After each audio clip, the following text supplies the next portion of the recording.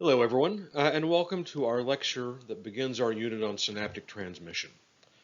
So we've already talked about the structure of neurons, individual brain cells. We've talked about the structure of the nervous system overall, and we've talked about action potentials, electrical signals that neurons send. Uh, and this unit is going to be an important part of that whole foundation, and that is how neurons signal one another. And we call that synaptic transmission because, as we know, the junctions between neurons are called synapses. And so they transmit information across the synapse. That's called synaptic transmission. And this lecture will focus on one side of that process. It's really pretty convenient that we're going to talk about the process on the presynaptic side, and then next time we'll talk about the postsynaptic. Okay, so we're learning about synaptic transmission, how neurons communicate with one another. We're going to start on the presynaptic side, on the side with axons and axon terminals. We already know about action potentials, so we're going to sort of assume we remember that. It's important that you do. So the presynaptic side has the axons, axon terminals. Next time, we'll talk about what happens on the postsynaptic side, in dendrites, dendritic spines, even potentially the cell body, though we won't talk about that much. But it all works the same. So today's unit is about what an action potential does. We've already seen what an action potential is. We've seen how an action potential works.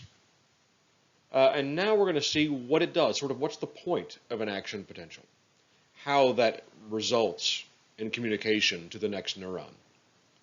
And an important building block of that process are neurotransmitter molecules, or just neurotransmitters. And so these are special chemicals that the presynaptic neuron will release that will get picked up by the postsynaptic neuron.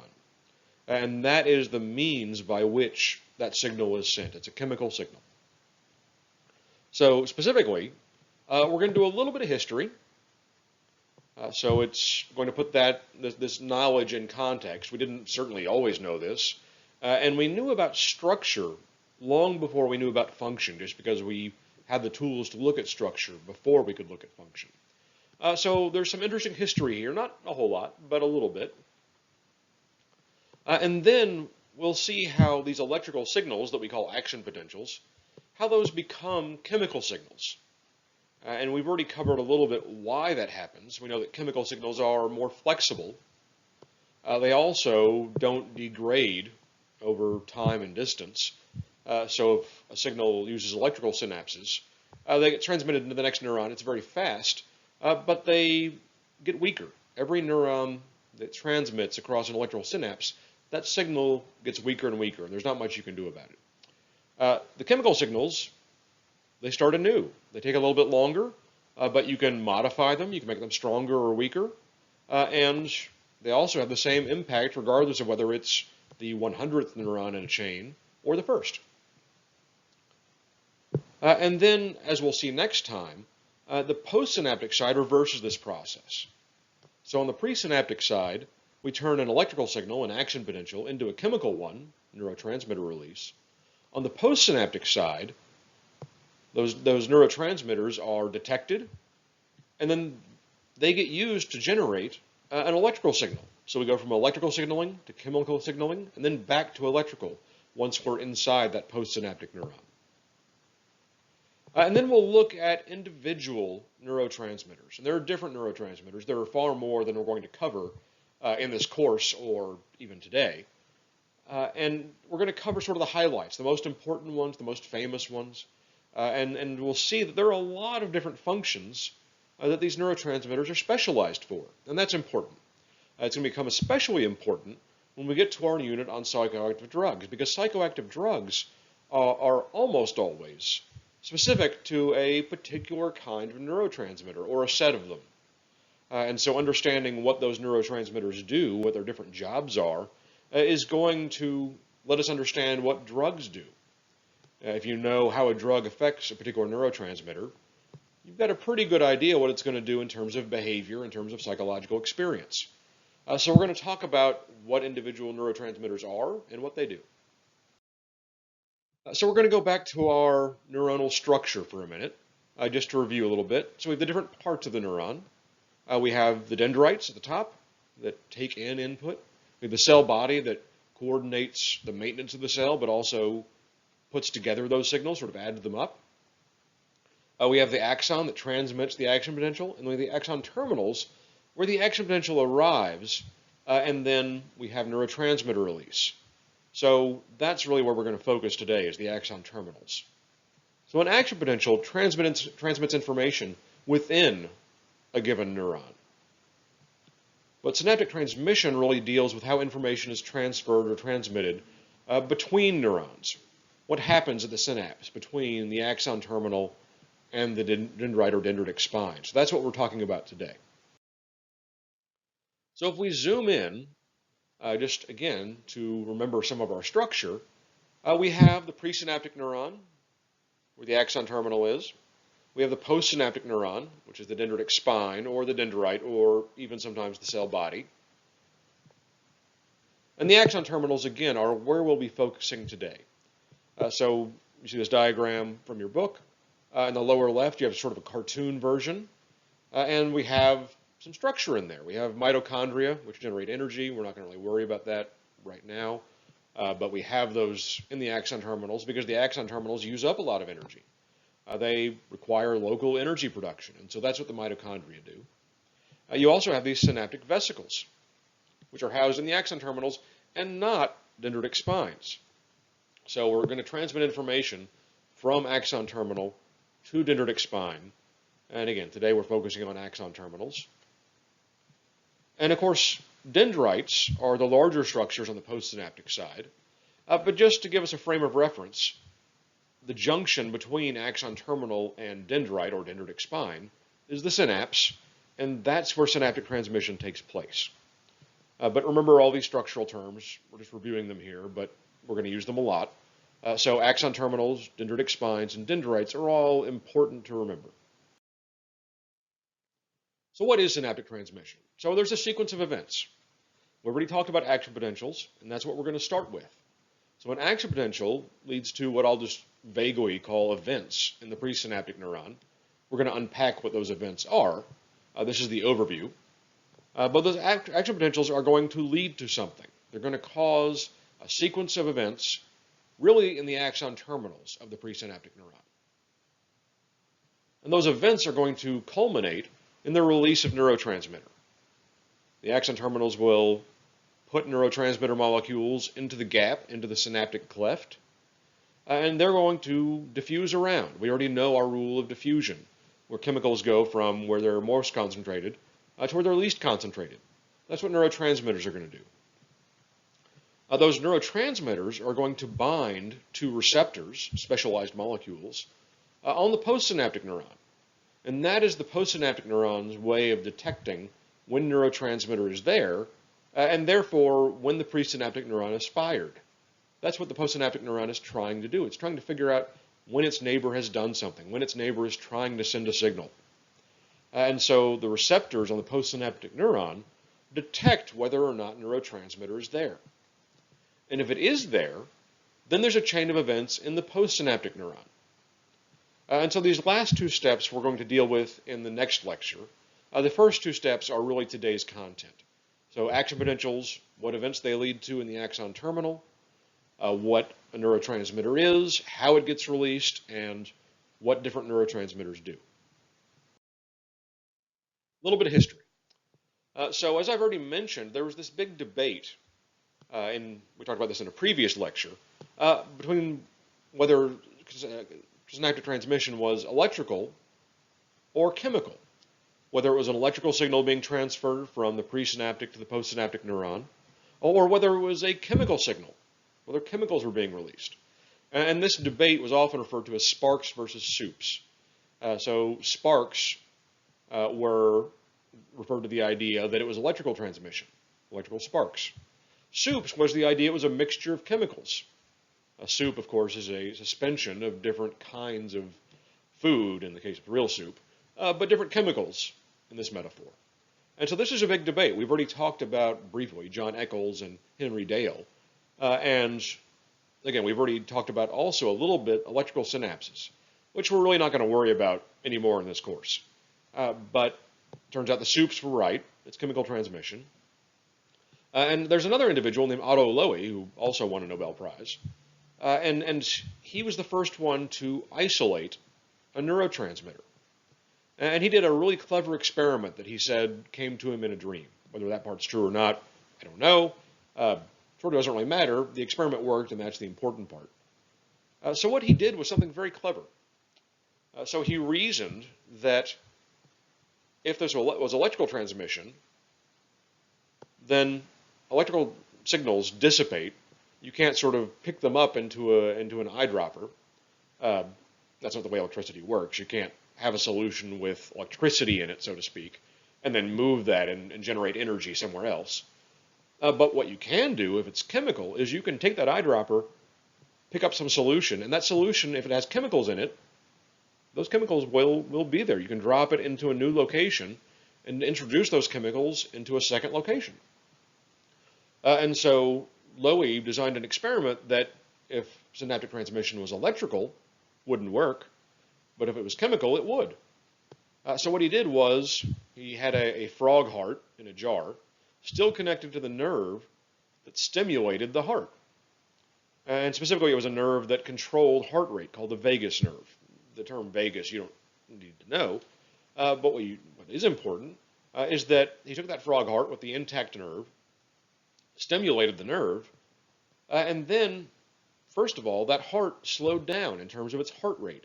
It beat more slowly. And so what Loewy did was transfer some solution from that jar to a different jar that also had a frog heart on it. But this frog heart did not have a vagus nerve attached to it, was not being stimulated. It was beating at a certain rate.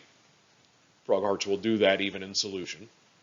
And once he transferred that liquid from the first jar to the second one, that heart slowed down also.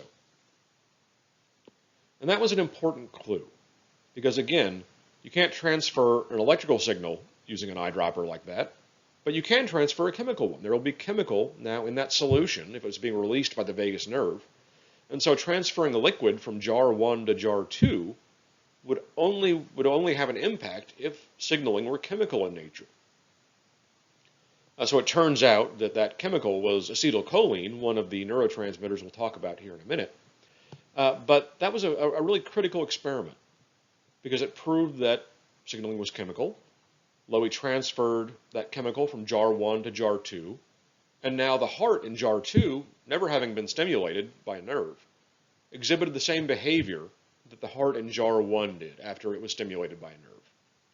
So we know that that nerve is releasing some chemical, and that chemical can be transported.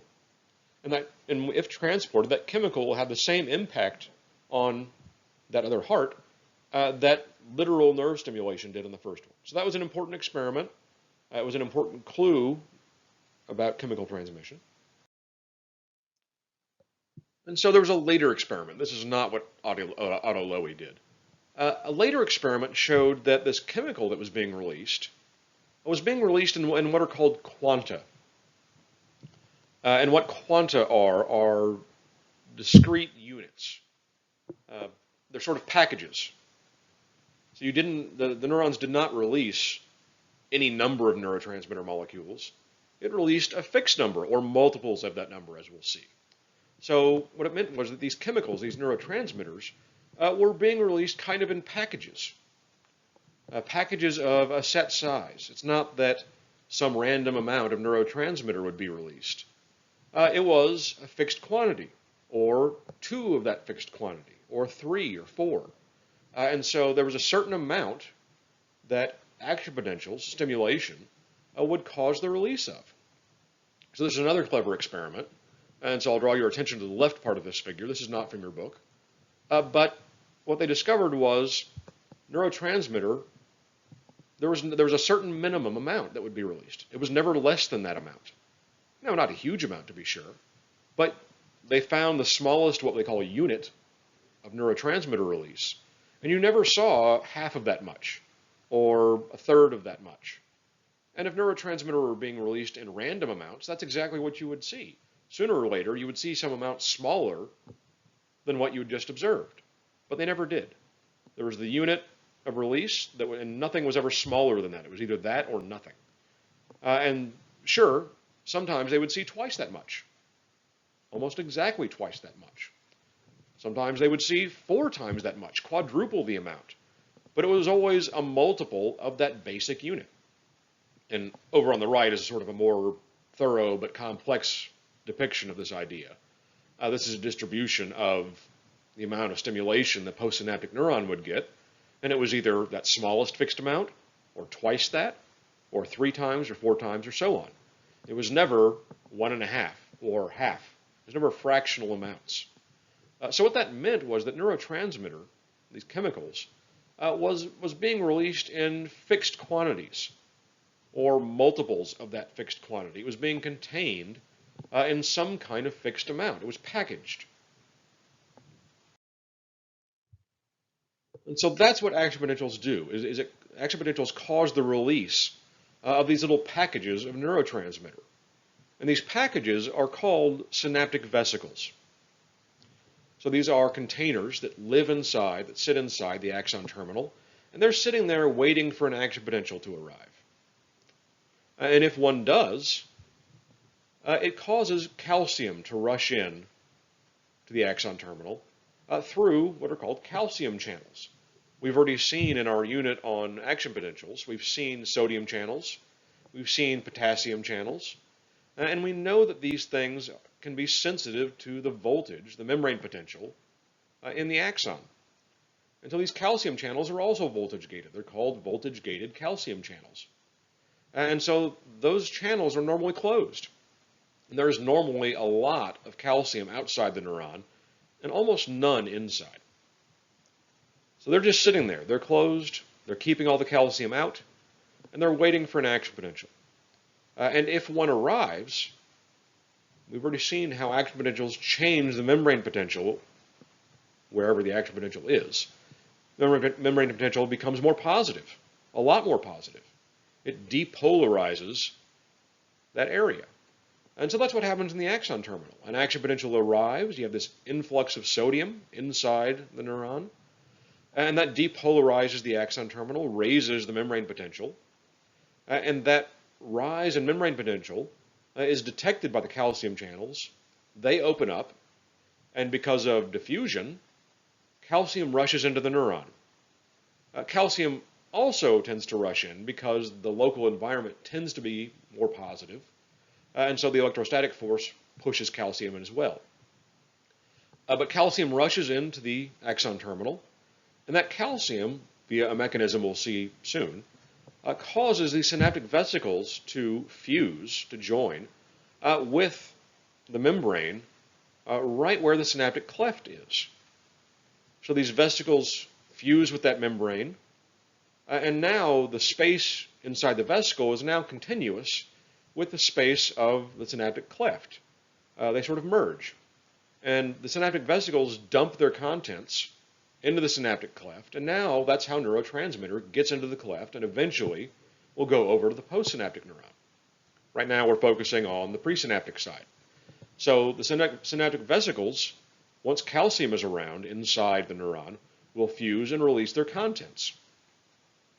And that's how neurotransmitter gets released. That's how we get from an action potential to the release of neurotransmitter.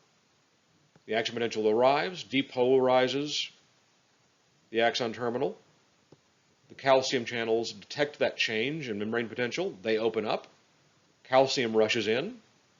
And then the calcium that's now around inside the axon terminal causes those synaptic vesicles to fuse with the membrane and release their contents.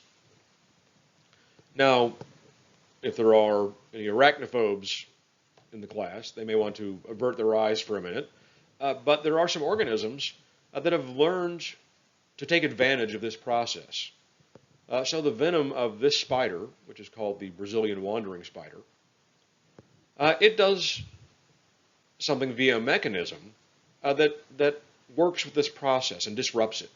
So the venom of this spider contains chemicals that block these calcium channels. And so that is obviously going to prevent the release of neurotransmitter.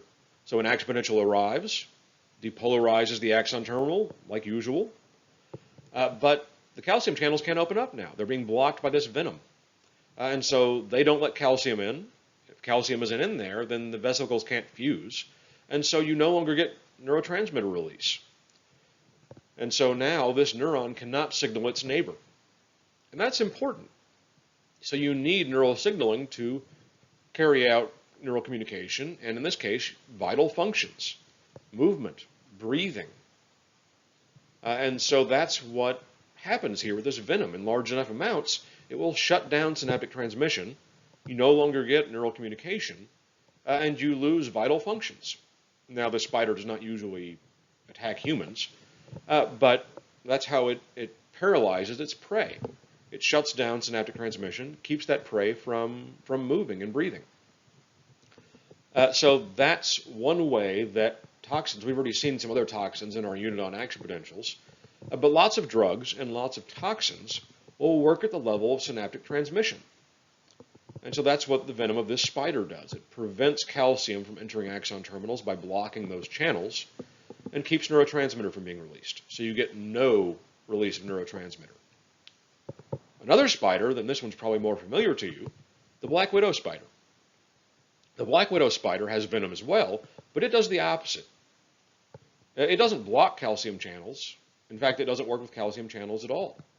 What its venom does is open up holes in the presynaptic membrane. And with those holes open, calcium can rush in, whether there's an action potential coming down or not. So instead of never releasing neurotransmitter, calcium is always rushing in, and you're constantly releasing neurotransmitter.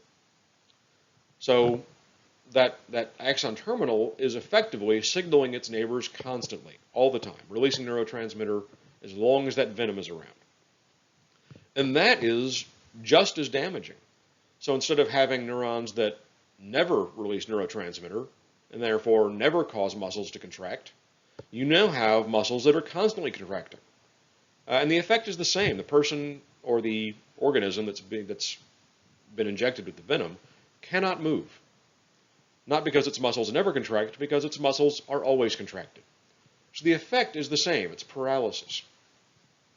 So these venoms work in opposite ways, but they both affect synaptic transmission, and they both lead to paralysis. And that sort of mechanism, venom in this case, has been a really powerful tool for understanding how neurons work, how synaptic transmission works, because they affect a particular part of that process and disrupt it. And by disrupting one part of that process, we learn how that process works. And after we discovered what synaptic vesicles were, we could take an even closer look with a more powerful microscope. So on the left here, we're looking at the surface of the presynaptic membrane. On the right is a cross-section. So on the right, we see all those little circles. Those are synaptic vesicles. And they are not fusing yet with the presynaptic membrane. That's why the presynaptic membrane on the left looks intact. It's got some little bumps on it. Those are molecules embedded in the membrane. But no vesicles are fusing. No action potential has occurred. And so those vesicles are just sitting inside the axon terminal. Now an action potential comes along, and via a very precise freezing process, they're able to freeze the presynaptic membrane right at a particular moment. So they froze it right when an action potential came to the axon terminal. On the left, you see all these holes in the membrane. That's where the synaptic vesicles have fused. So they're releasing neurotransmitter at this moment. On the right is the cross-section, and you see these sort of indentations in the line that is the membrane. So those vesicles have fused. They were releasing neurotransmitter. Now, if you freeze that process a little bit later, you don't see the holes anymore. You see these sort of indentations, these bumps. So the membrane is reforming. Those vesicles are no longer fused with the membrane. And you can see them on the right in cross-section, sort of budding off from the membrane. So they're sort of pinching off that opening, and now they're intact again. So they're no longer fused with the membrane. And that's how this process usually works. You have vesicles inside the axon terminal. They fuse, release their contents, and then they unfuse. And now they're whole again. They're entire synaptic vesicle once again. There's no longer a neurotransmitter inside. They need to get refilled, but they are intact and waiting once more. A little closer look at this process. So we've already seen that calcium is very important for the release of neurotransmitter. So this is a diagram from your book.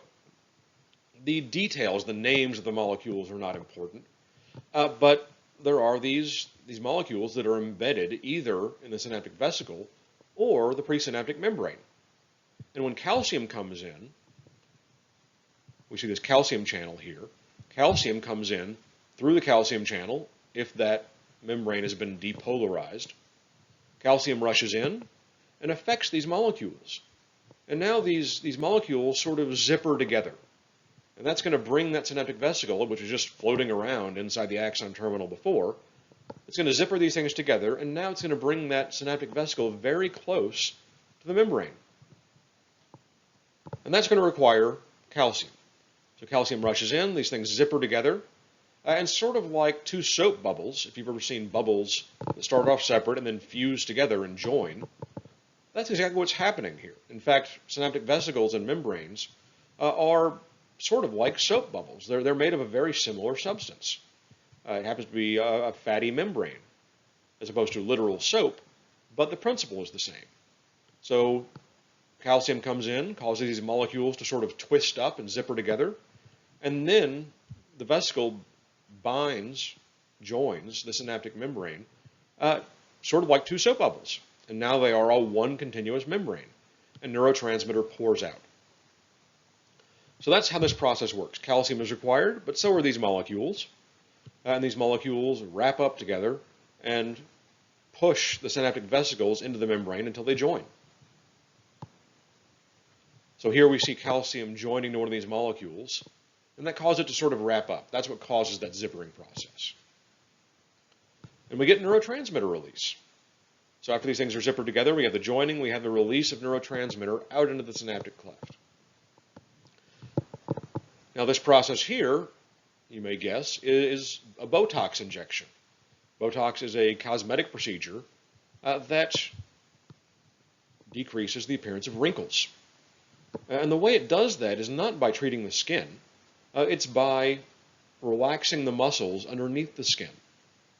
So when muscles are contracting underneath the skin of the face, it causes the skin to bunch together and causes wrinkles. But by smoothing out that surface, you can not completely eliminate, but you can minimize the appearance of wrinkles. And the way that's done is by not having those muscles contract anymore.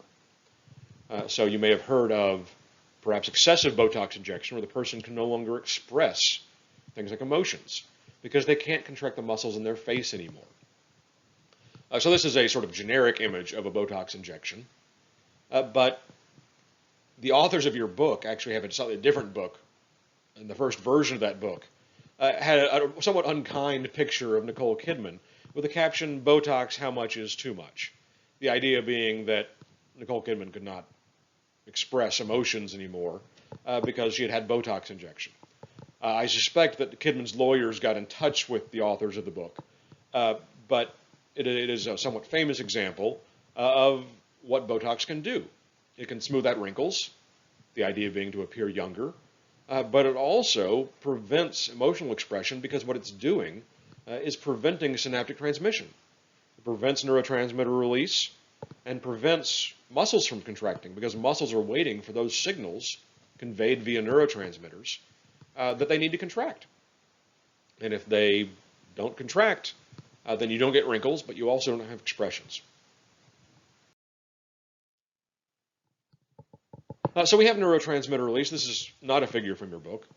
But how does that neurotransmitter process work? And how does the synaptic vesicle get sort of recycled? Well, we've already seen one way, and that's shown here in the lower left, what this diagram calls a reversible fusion pore. That's not a term you need to know. It's also called kiss and run because the synaptic vesicle just barely joins with the membrane, releases neurotransmitter, and then reforms. That hole closes right away. So that is the way this often goes. So the vesicle just barely joins, just enough to release neurotransmitter, closes up again, and then the synaptic vesicle is whole.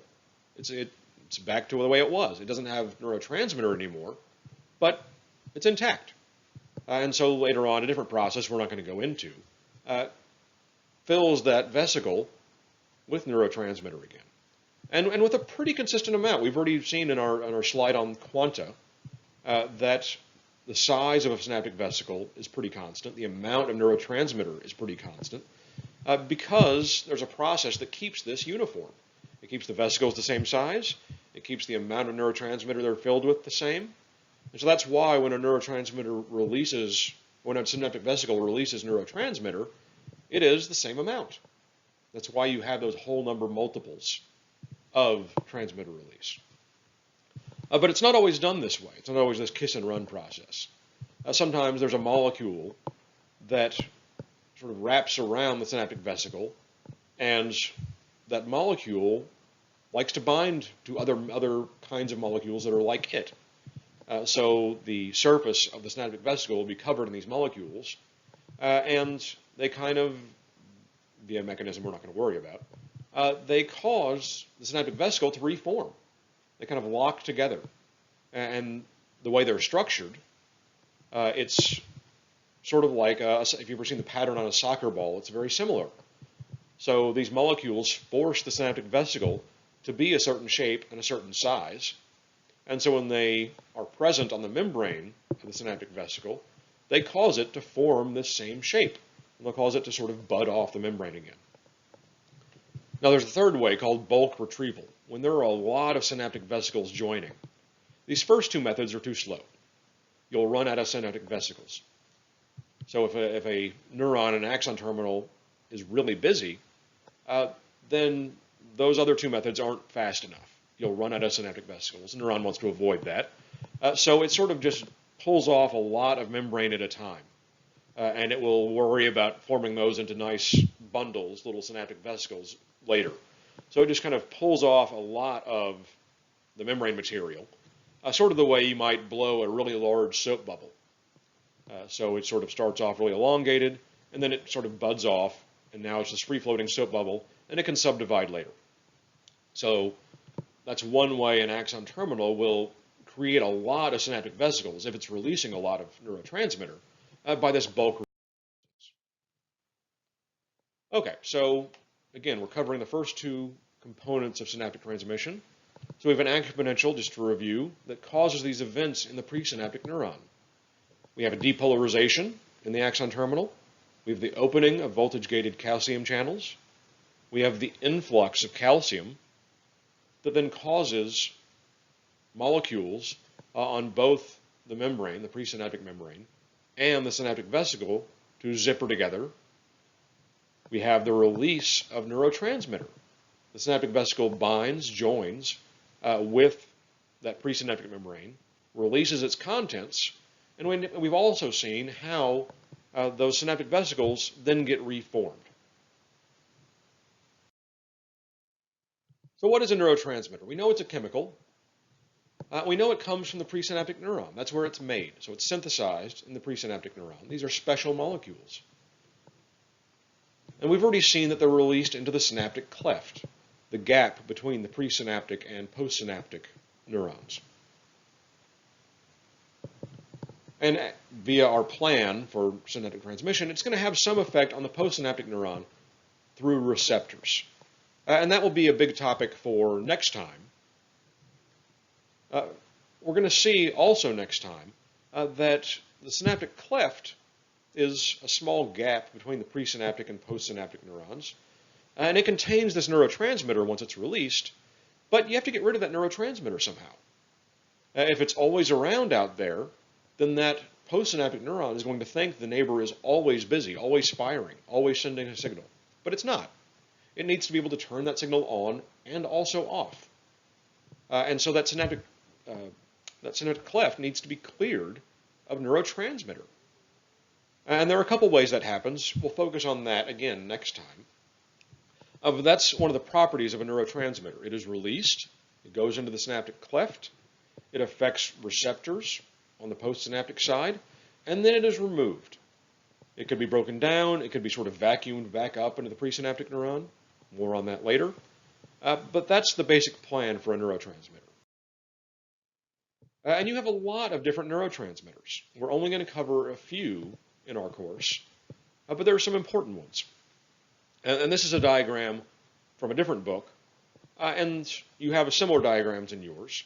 The point here is not to memorize where all these arrows are going. The point here is to show you that these neurotransmitters we're about to go into are generated, and the neurons that use them start in very small areas of the brain. They tend to be evolutionarily older, but just because they start in one particular small spot doesn't mean they don't have a big impact. They do. And they have a big impact because neurons that start in these little areas and neurons that use these neurotransmitters will send axons throughout the brain. So they can communicate to many different areas in the brain, and they do, even though they start off in a very small area, and even though there really aren't that many of these neurons. These neurons are specialized. There aren't that many that use some of the neurotransmitters we're about to talk about, but they have a big impact because they communicate with so many different regions of the brain.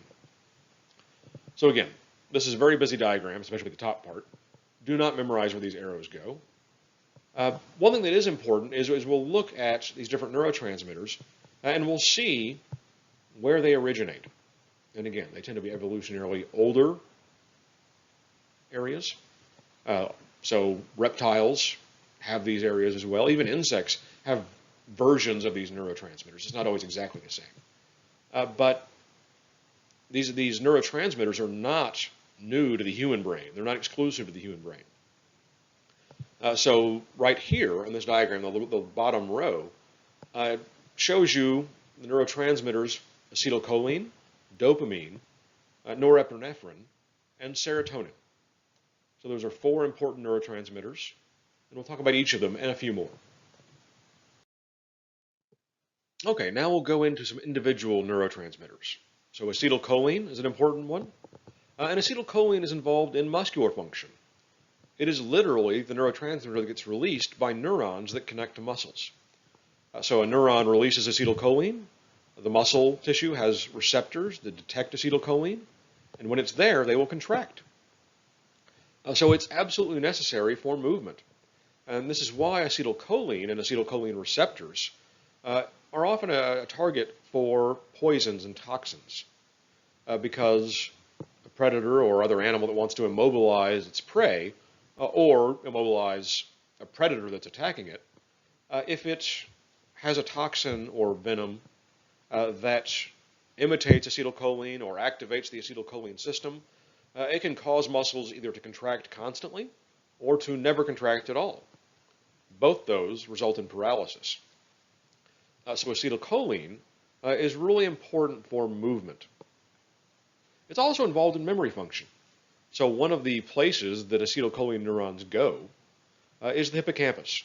And we have not talked in depth yet about the hippocampus, but it is very important for memory.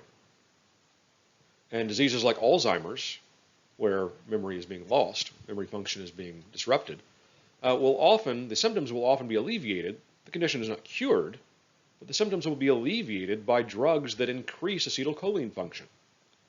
So acetylcholine is involved in something really basic, like movement, but it's also involved in something more cognitive and complex, like memory. And acetylcholine neurons originate in a part of the brain called the basal forebrain. And that is an evolutionarily old structure. Its exact location is not important for our purposes, but the basal forebrain is where the cell bodies are for acetylcholine neurons. And that's where acetylcholine gets manufactured.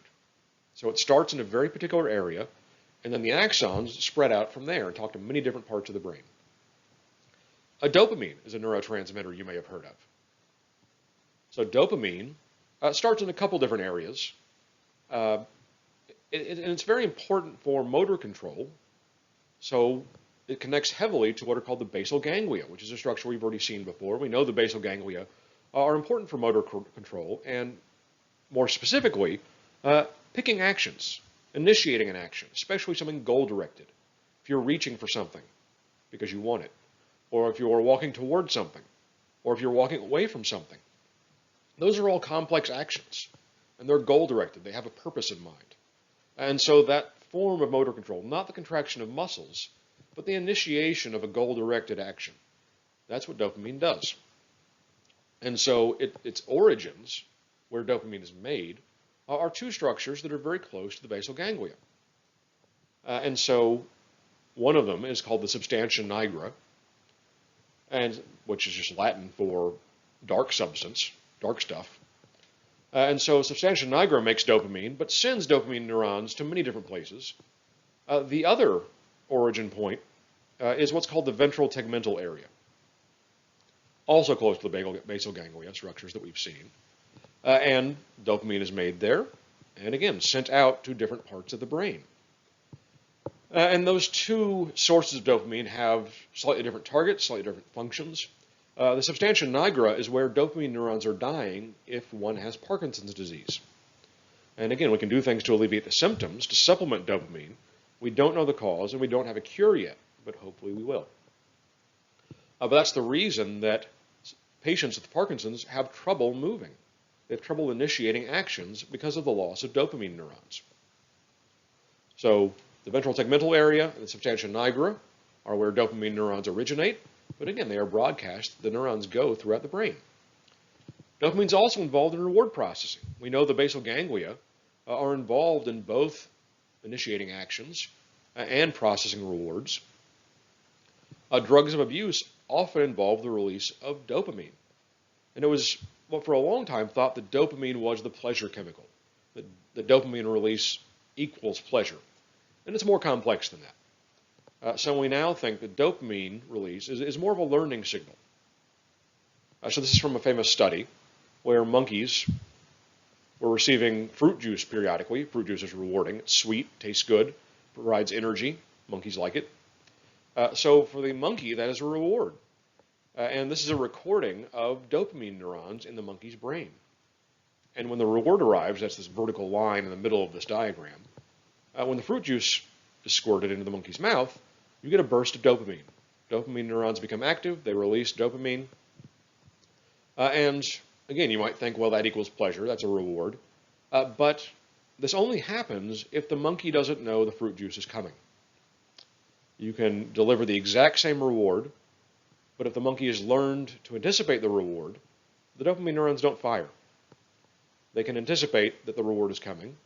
And it's not the reward isn't rewarding. It's not that they're full of fruit juice. They still want the fruit juice. It is still a reward. But because they've learned how to anticipate it, the dopamine neurons don't fire. And so that has led neuroscientists to conclude that dopamine is a learning signal, that it sort of flags when something is surprising, whether it's rewarding or a punishment. So again, dopamine doesn't just equal pleasure. It is involved in the process of addiction, but we know that it's involved in learning. Okay, a couple more neurotransmitters. Serotonin, which is also called 5-HT.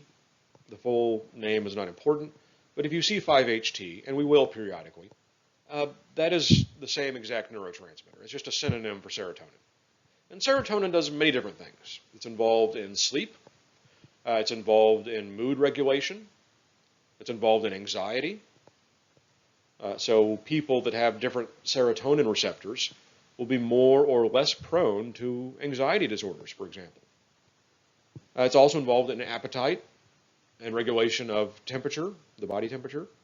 So serotonin is involved in something really cognitively complex, like mood, but also something really basic, like appetite and body temperature. And so serotonin is most commonly affected by drugs we call antidepressants. So these drugs tend to elevate serotonin levels. We'll see how when we get to our unit on psychoactive drugs. But serotonin, via mechanisms we don't really understand, regulates mood. And so in the case of depression, depressed mood, antidepressants can alleviate some of those symptoms. Not 100% of the time, not in 100% of the patients, but a lot of the time. And so by interacting with the serotonin system, we can alter mood. So we have drugs like Prozac or Paxil, and these are both drugs that affect serotonin because serotonin is involved in mood. And serotonin is released by a part of the brain called the raphe nuclei. So raphe, that's the origin of that term is not important, but it's again an evolutionary old part of the brain, right in the middle of the brain, because other animals have serotonin also. And once again, serotonin neurons start in the middle of the brain in these old structures, and then those axons go throughout the brain. So there aren't that many serotonin neurons. But they have a big impact, and they're very important because they talk to lots of different parts of the brain. You also have what are called the endorphins. And if you've ever heard of an endorphin rush or a runner's high, so that feeling after a lot of exertion, you get things like pain relief, and you get things akin to euphoria, that really good feeling. Endorphins have that name. They're a contraction of the term endogenous morphine. So as we'll see periodically in this course, we discovered some chemical exogenous to the body that's not made by the brain. We discovered that it had an impact before we discovered that there was a similar chemical made by the body itself. And so obviously morphine is not made by the body. It's made by the opium poppy. More on that in our unit on psychoactive drugs. But we discovered morphine before we discovered that there was a chemical in the body that mimicked morphine. More accurately, morphine mimics that endogenous chemical. And that's why morphine works, because there's a chemical in the body that morphine imitates. But because morphine had been discovered first, these chemicals that the body makes were called endogenous morphine, as opposed to morphine, which exists outside, being named after the chemical in our body that it imitates.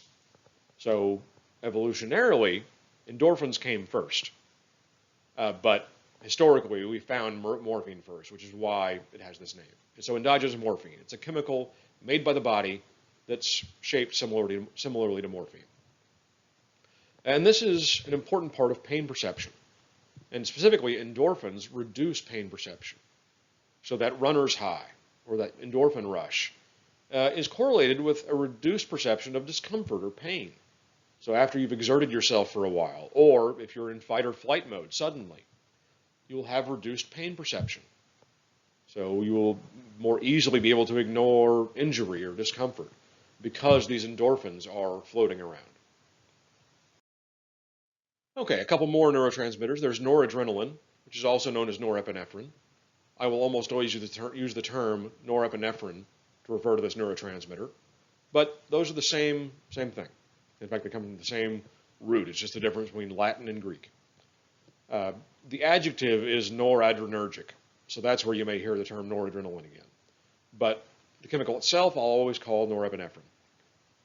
And this neurotransmitter is involved in alertness, also in mood, but it's one of the primary neurotransmitters for your sympathetic nervous system. So when you're in fight or flight mode, when you get ready for action because of a threat, that's norepinephrine at work. And so it keeps you alert. It's involved in attention and being able to divert your attention, for example.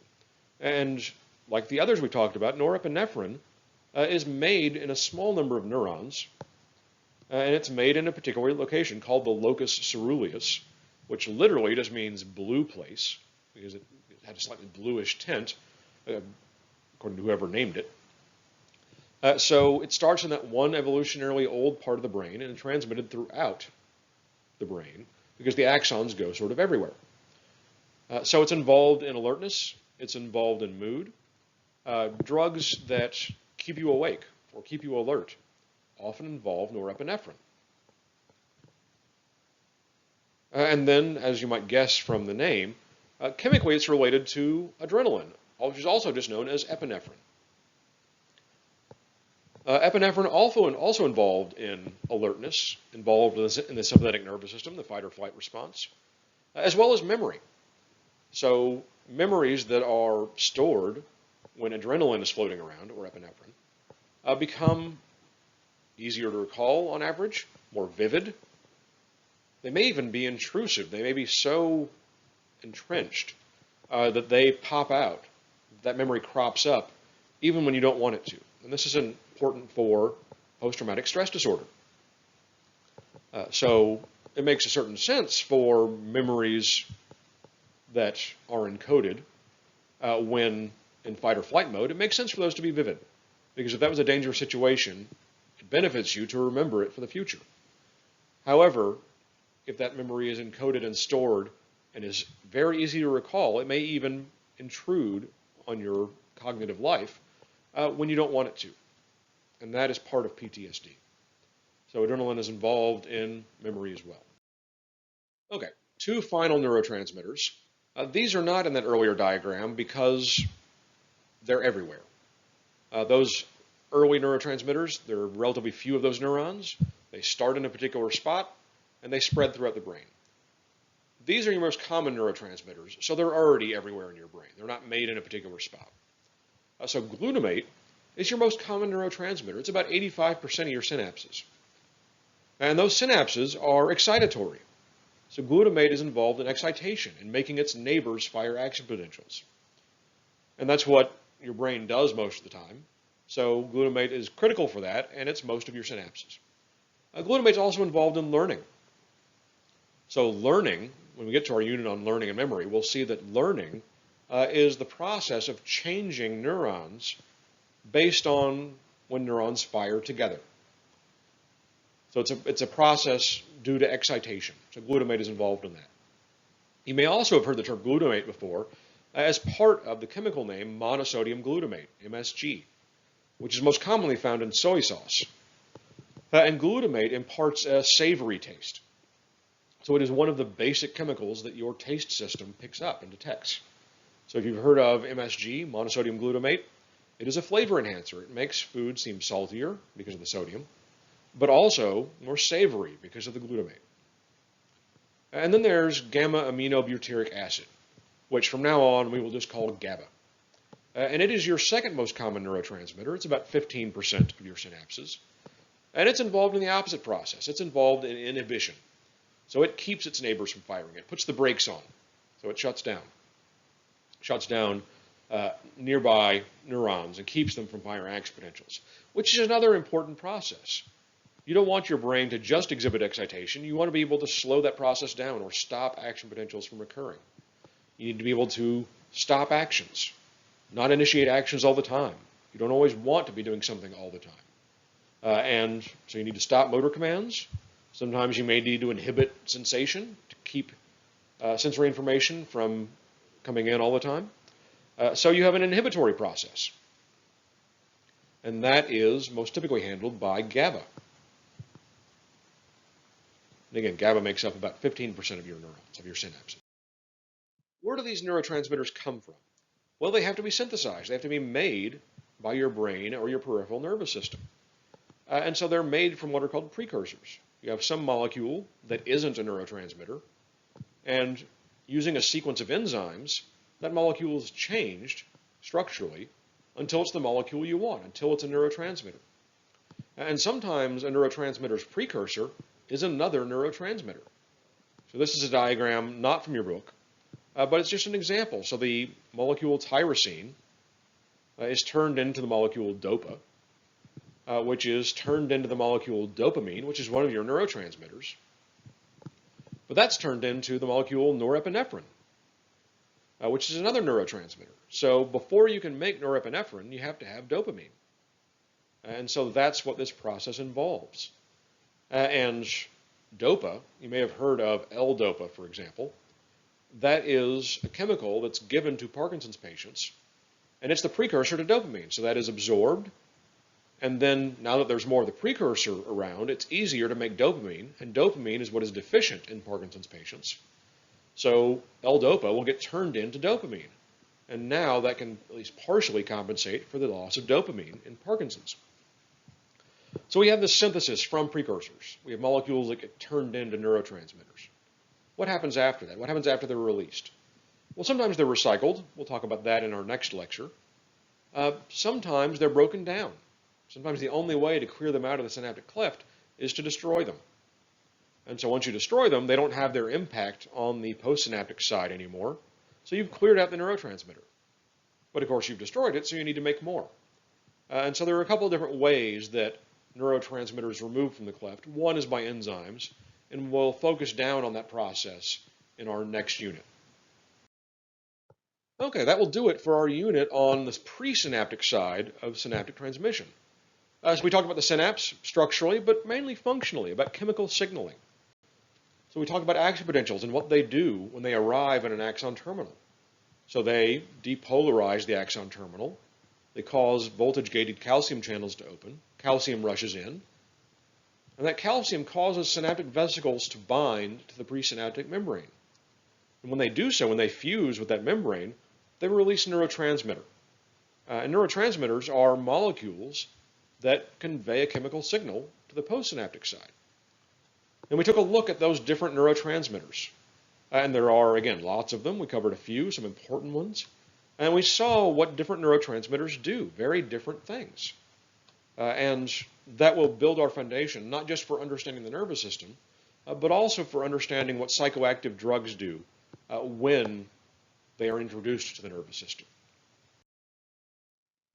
Okay, so for next time, first, be sure to take the online quiz for this video lecture. Also, do the reading for next time. And there we'll talk about postsynaptic function. So synaptic transmission, but so far we've only covered the first half of it. Next time we'll talk about the postsynaptic side. As always, do the reading before lecture. It's going to help you a lot to understand it. And keep in mind that exam 1 is coming up, and coming up pretty soon. So exam 1 will cover everything we've been talking about. It's going to cover the structure and function of the nervous system. So that's coming up. It might be a good idea to start preparing. So that will do it for now, and I will see you next time.